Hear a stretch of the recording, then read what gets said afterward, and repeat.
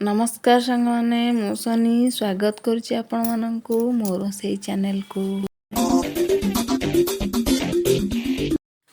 मु आज नहीं आसीची आलू बरार रेसिपी आसंतु यार प्रस्तुति प्रणाली देखिबा।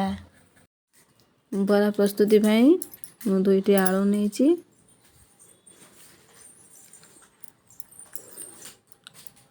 200 ग्राम अरुआ चाउल नेची या को प्रथम बतुरई देची।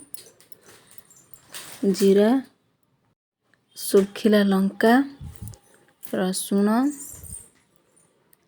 आलू को छोट छोट पीस कर देची देखंतु एपरी साइज रो। एबे या को ग्राइंडिंग करते भी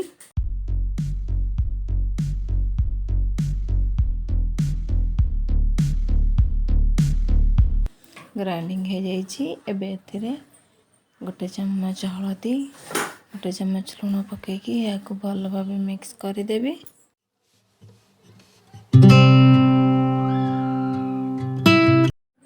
एबे तावारे तेल पकईदेवी। तेल गरम हो गलानी।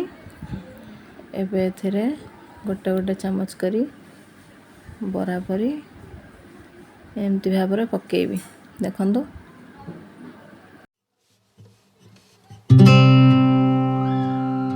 पाँच मिनिट पर मु गोटे साइड की लेउटे देवी देखंतु। सब लेउटे देजी। एबे एथिरे अल्प तेल पकई देवी। गैस रो फ्लेम को मीडियम रे रखिबी नहले हाई रखिले अधिक पोड़ी जिवो। एबे आ गोटे साइड लेउटे देवी देखंतु। एबे सब हो गलानी। एबे गैस को सिम कर देवी।